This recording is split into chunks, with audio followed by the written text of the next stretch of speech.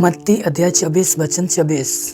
क्योंकि झूठे मसीह और झूठे भविष्यद्वक्ता उठ खड़े होंगे और बड़े बड़े चिन्ह और अद्भुत काम दिखाएंगे कि यदि हो सके तो चुने हुओं को भी बहका दे। Pastors, are you ready? You want something? Take it! That's yours tonight. You want it? You want it? Take it! You want it tonight? Take it! The power of the Holy Ghost! Take it! Oh, take it! Take it! Get together!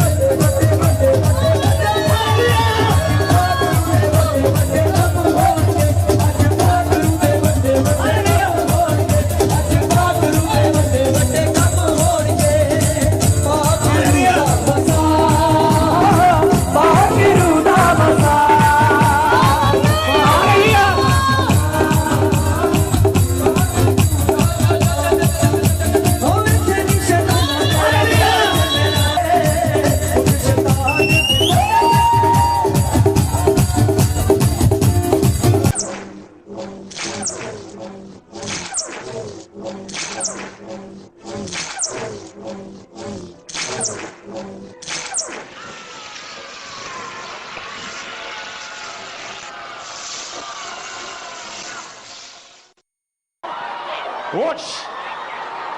Watch. Watch what's happening. Watch.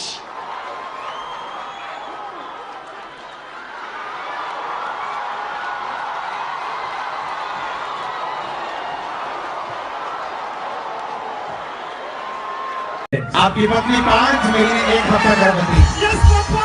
Yes, Papa. Yes, Papa. अंतिम दिनों के बारे में हम ही नहीं बल्कि यीशु मसीह के चेले भी जानना चाहते थे। मत्ती अध्याय 24 में यीशु मसीह अंतिम दिनों के बारे में बताया है। वो ना तो इजराइल की बात की, ना युद्ध की बात की, ना सुनामी की बात की और ना भूकंप की बात की। पर देखिए, पहली बात यीशु ने कही वचन 4 में। यीशु ने उनको उत्तर दिया, सावधान रहो, कोई तुम्हें गुमराह ना करे। लोग गुमराह किए जाएंगे। अंतिम दिनों का सबसे बड़ा चिन्ह यही होगा और इसी बात के ऊपर यीशु ने ज़्यादा जोर दिया। वरमाने के विषय में यीशु बार बार कहते हैं। वचन 4 में वो कहते हैं, सचेत रहो कि कोई तुम्हें गुमराह ना करने पाए। वचन 24, क्योंकि झूठे मसीह और झूठे भविष्यद्वक्ता उठ खड़े होंगे और बड़े बड़े चिन्ह और चमत्कार करेंगे, यदि हो सके तो चुने हुओं को भी गुमराह कर दें। पहला तिमोथी अध्याय 4 वचन 1, परंतु आत्मा स्वस्थ से कहता है कि आने वाले समय में कितने लोग फरमाने वाली आत्माओं और दुष्ट आत्माओं की शिक्षाओं पर मन लगाकर विश्वास से बहक जाएंगे। दूसरा थिस्सलुनीकियों अध्याय 2 वचन 3, किसी रीति से किसी की धोखे में ना आना, क्योंकि वो दिन ना आएगा जब तक विद्रोह नहीं होता और वो अधर्मी पुरुष अर्थात विनाश का पुत्र प्रकट ना हो।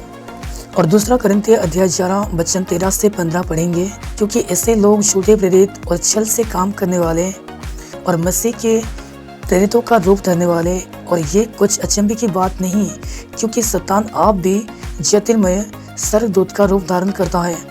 इसलिए यदि उसके सेवक भी धार्मिकता के सेवकों जैसा रूप धरे तो कुछ बड़ी बात नहीं, परंतु उनका अंत उनके कामों के अनुसार होगा।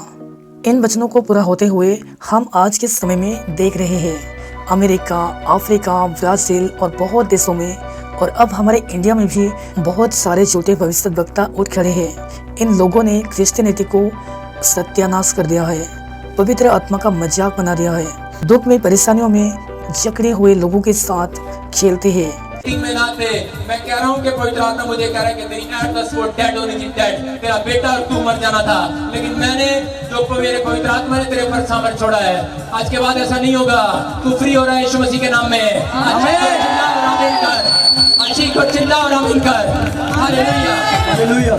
ये लोग कीड़े मकोड़े की तरह जमीन पर रेंगते हैं। ये सब देख के इनको पता नहीं क्या मजा आता है और लोगों के लिए ये सब एंटरटेनमेंट बन गया है। इससे पवित्र आत्मा के उदाहरण मैंने तो बाइबल में कभी नहीं देखा। ये पवित्र आत्मा का काम नहीं, परंतु दुष्ट आत्मा का काम है। पवित्र आत्मा का काम ये है, प्रेम का, आनंद का, शांति का आत्मा है। और ये बात साबित करती है कि ये भविष्यद्वक्ता झूठे हैं। ये लोगों के साथ इतने देर तक खेलने के बाद ये लोगों को सुसमाचार नहीं सुनाते।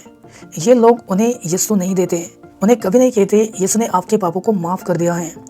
अपने मन फिराओ और पापों का अंगीकार करो। अपने आप को यीशु के द्वारा प्रभु के आगमन के लिए तैयार करो। ये सब नहीं कहते। ध्यान दे इस बात पर, जब यीशु के पास कोई बीमार आया तो सबसे पहले यीशु ने कहा, तेरे पाप क्षमा हुआ। आज की सबसे बड़ी प्रॉब्लम पाप है। मैं यहाँ पर एक व्यक्ति की बात नहीं कर रहा, मैं उन सभी लोगों के बारे में बात कर रहा हूँ जिन्होंने बाइबल को उल्टा सिखाते हैं और लोगों को सिर्फ चमत्कार और धन के बारे में सिखाते हैं। दुख की बात यह है कि खुद तो नरक में जाएंगे और अपने साथ लाखों लोगों को लेकर जाएंगे।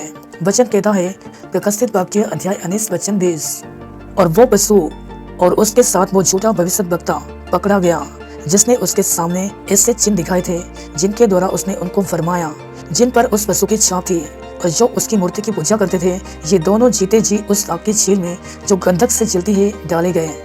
अच्छा, तो कैसे पता करेंगे कि कौन झूठा और कौन सच्चा है? बाइबल बताती है, तुम उनके फलों से उनको पहचान लोगे।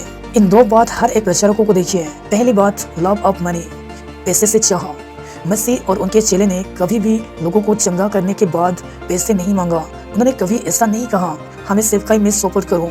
और ये झूठे भविष्यद्वक्ता चर्च के अंदर बिजनेस कर रहे हैं। सेवकाई के नाम पर तेल, पानी, घड़ियां बेच रहे हैं और ये सब दिखाता है कि ये सब बिल्कुल झूठे भविष्यद्वक्ता है। ये सब बाइबल के खिलाफ है। और दूसरी बात, शिक्षा यानी टीचिंग। ये लोगों को गलत शिक्षा देते हैं। वो उन सब बातें सिखाते हैं जिसका कोई जिक्र बाइबल में नहीं है। वो सिखाते हैं, अगर आप यीशु पर विश्वास करेंगे तो आप अच्छी ज़िंदगी जिएंगे और आपके पास सब कुछ होगा जो तुम चाहते हो। यूहन्ना अध्याय 16 वचन 33। मैंने ये बातें तुमसे इसलिए कही है कि तुम्हें मुझ में शांति मिले। संसार में तुम्हें क्लेश होता है, परंतु ढांढस बांधो, मैंने संसार को जीत लिया है।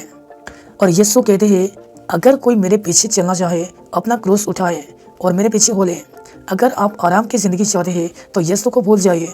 बहुत से मसीह लोग झूठे चमत्कार को देख के विश्वास करने लगते हैं। उन्हें पता ही नहीं है कि शैतान भी चमत्कार कर सकता है।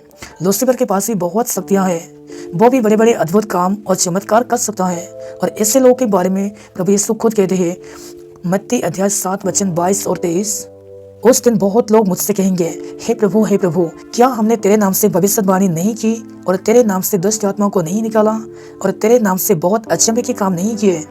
तब मैं उनसे खुलकर कह दूंगा, मैंने तुमको कभी नहीं जाना। हे कुकर्म करने वालों, मेरे पास से चले जाओ।